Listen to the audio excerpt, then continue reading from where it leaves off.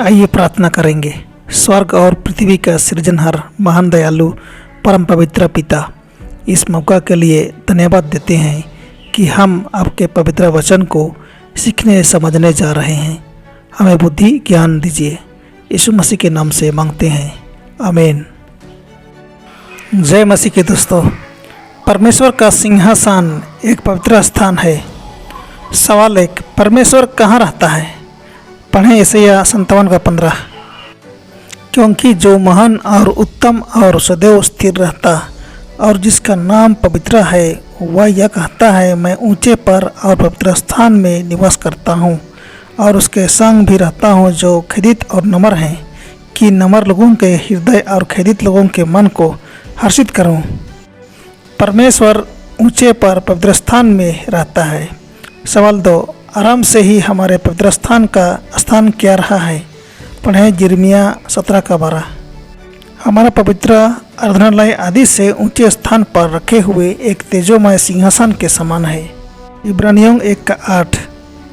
परंतु पुत्र के विषय में कहता है, हे परमेश्वर, तेरा सिंहासन युग न युग रहेगा, तेरे राज्य का राजदंड न्याय का राजदंड है।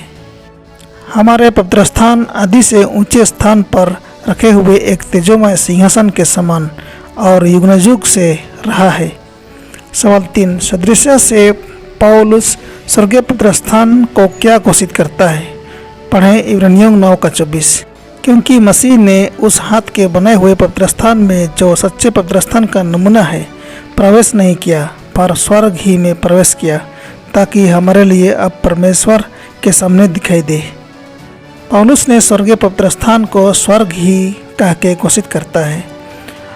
स्वर्गीय मंदिर जो राजाओं का राजा का निवास स्थान है, जहाँ हजारों हजार लोग उसके सेवक होते हैं और 10,000 गुना 10,000 उसके सामने खड़े होते हैं। वह मंदिर अनंत सिंहासन की महिमा से भरा हुआ है। उससे अपना चेहरा छिपाए रखते हैं। उसका विशालता और महिमा का कोई भी सांसारिक संरचना प्रतिनिधित्व नहीं कर सकती। पृथ्वी पर पवित्र स्थान व मंदिर। सवाल 4, प्रेरित पौलुस क्या कहता है कि हम क्या हैं? पहला कुरिन्थियों 3:16-17। क्या तुम नहीं जानते कि तुम परमेश्वर का मंदिर हो और परमेश्वर का आत्मा तुम में वास करता है? यदि कोई परमेश्वर के मंदिर को नाश करेगा तो परमेश्वर उसे नाश करेगा, क्योंकि परमेश्वर का मंदिर पवित्र है और वह तुम हो। दूसरी कुरिन्थियों 6:16-18। और मूर्तों के साथ परमेश्वर के मंदिर का क्या संबंध? क्योंकि हम तो जीवते परमेश्वर के मंदिर हैं, जैसा परमेश्वर ने कहा है, मैं उनमें बसूंगा और उनमें चला फिरा करूंगा और मैं उनका परमेश्वर होऊंगा और वे मेरे लोग होंगे। इसलिए प्रभु कहता है, उनके बीच में से निकलो और अलग रहो और अशुद्ध वस्तु को मत छुओ, तो मैं तुम्हें ग्रहण करूंगा और तुम्हारा पिता होऊंगा और तुम मेरे बेटे और बेटियां होंगे। यह सर्वशक्तिमान प्रभु परमेश्वर का वचन है। प्रेरित पौलुस कहता है कि हम परमेश्वर के मंदिर हैं। सवाल 5, जंगल में परमेश्वर ने इजरायलियों से उसके लिए क्या बनाने को कहा? पढ़ें निर्गमन 25:8। और वे मेरे लिए एक पवित्र स्थान बनाए कि मैं उनके बीच निवास करूं। जंगल में परमेश्वर ने इजरायलियों से उसके लिए एक पवित्र स्थान बनाने को कहा। सवाल 6, तंबू जब खड़ा किया गया और जब उन्होंने उसे खड़ा कर दिया तो क्या हुआ? पढ़ें निर्गमन 40:2। पहले महीने के पहले दिन को तुम मिलाप वाले तंबू के निवास को खड़ा कर देना। निर्गमन 40:33-35। और उसने निवास के चारों ओर और वेदी के आसपास आंगन की कनात को खड़ा करवाया और आंगन के द्वार के पर्दे को लटका दिया। इस प्रकार मूसा ने सब काम को पूरा किया। तब बादल मिलाप वाले तंबू पर छा गया और यहोवा का तेज निवास स्थान में भर गया, और बादल मिलाप वाले तंबू पर ठहर गया और यहोवा का तेज निवास स्थान में भर गया। इस कारण मूसा उसमें प्रवेश न कर सका। सवाल 7, जब दाऊद प्रभु के लिए एक भवन बनाना चाहता था तो राजा दाऊद और नतन नबी के बीच क्या बातचीत हुई? पढ़ें दूसरी शमूएल 7:2 और 3। तब राजा नतन नामक भविष्यवक्ता से कहने लगा, देख, मैं तो देवदार के बने हुए घर में रहता हूँ, परंतु परमेश्वर का संदूक तंबू में रहता है। नतन ने राजा से कहा, जो कुछ तेरे मन में हो उसे कर, क्योंकि यहोवा तेरे संग है। सवाल 8। परंतु परमेश्वर ने किससे कहा कि वह उसके लिए घर बनाएगा? पढ़ें 2 शमूएल 7 का 4 से 17। उसी रात को यहोवा का यह वचन नतान के पास पहुंचा, जाकर मेरे दास दाऊद से कहा, यहोवा यह कहता है कि क्या तू मेरे निवास के लिए घर बनवाएगा?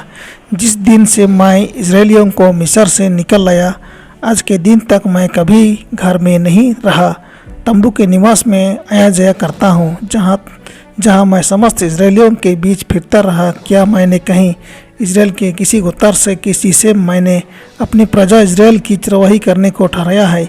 ऐसे बात कभी कही कि तुम मेरे लिए देवदार का घर क्यों नहीं बनवाया?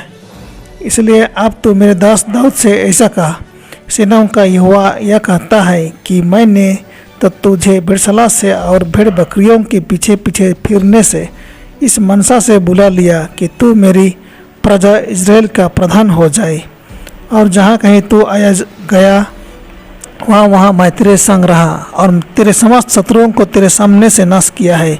फिर मैं तेरे नाम को पृथ्वी पर के बड़े बड़े लोगों के नामों के समान महान कर दूंगा, और मैं अपनी प्रजा इस्राएल के लिए एक स्थान ठहराऊंगा और उसको स्थिर करूंगा कि वह अपने ही स्थान में बसी रहेगी और कभी चलायमान ना होगी, और कुटिल लोग उसे फिर दुख ना देने पाएंगे जैसे कि पहले करते थे, वरन उस समय से भी जब मैं अपनी प्रजा इस्राएल के ऊपर न्यायी ठहराता था, और मैं तुझे तेरे समस्त शत्रुओं से विश्राम दूंगा। वह तुझे यह भी बताता है कि यहोवा तेरे घर बनाए रखेगा। जब तेरी आयु पूरी हो जाएगी और तू अपने पुरखाओं के संग जा मिलेगा, तब मैं तेरे निज वंश को तेरे पीछे खड़ा करके उसके राज्य को स्थिर करूंगा। मेरे नाम का घर वही बनवाएगा और मैं उसकी राजगद्दी को सदैव स्थिर रखूंगा। मैं उसका पिता ठहरूंगा और वह मेरा पुत्र ठहरेगा। यदि वह अधर्म करे तो मैं उससे मनुष्यों के योग्य दांड से और आदमियों के योग्य मार से ताड़ना करूंगा, परंतु मेरा करुणा उस पर से ऐसा न हटेगी जिसे मैंने शाऊल पर से हटा ली थी और उसको तेरे आगे से दूर किया था। वरन तेरा घराना और तेरा राज्य मेरे सामने सदा अटल बना रहेगा, तेरी गद्दी सदैव बनी रहेगी। इन सब बातों और इस दर्शन के अनुसार नतान ने दाऊद को समझा दिया। जंगल में बनाया गया तंबू इज़राइल के बच्चों की सेवा कई वर्षों तक की थी, परंतु दाऊद को लगा कि वो यह उचित नहीं है कि परमेश्वर की आराधना तंबू में की जाए, जबकि इज़राइल के बच्चे अब तंबू में नहीं रहते। वह परमेश्वर के लिए एक मंदिर बनाना चाहता था, लेकिन उसे इसे बनाने के विशेषाधिकार से वंचित कर दिया गया। वह एक योद्धा था और परमेश्वर चाहता था कि सुलेमान, जो शांत प्रिय व्यक्ति था, मंदिर का निर्माण करे। सुलेमान ने इसे दाऊद द्वारा तैयार की गई योजना के अनुसार बनाया। यह मंदिर एक सुंदर संरचना थी और यहूदियों को इस पर गर्व था। बेबीलोन की गुलामी के समय इसे नष्ट कर दिया गया था। तब जरुब्बाबेल ने इसे फिर से बनाया और हेरोदेस ने इसे सुंदर बनाने में लगभग 46 साल बिताए। यह बाद वाली इमारत तब नष्ट हो गई जब टाइटस के अधीन रोमानों ने 70 AD में यरूशलेम पर कब्जा कर लिया था। तब से इसका पुनर्निर्माण कभी नहीं किया गया। परमेश्वर आपको आशीष दे। आमीन।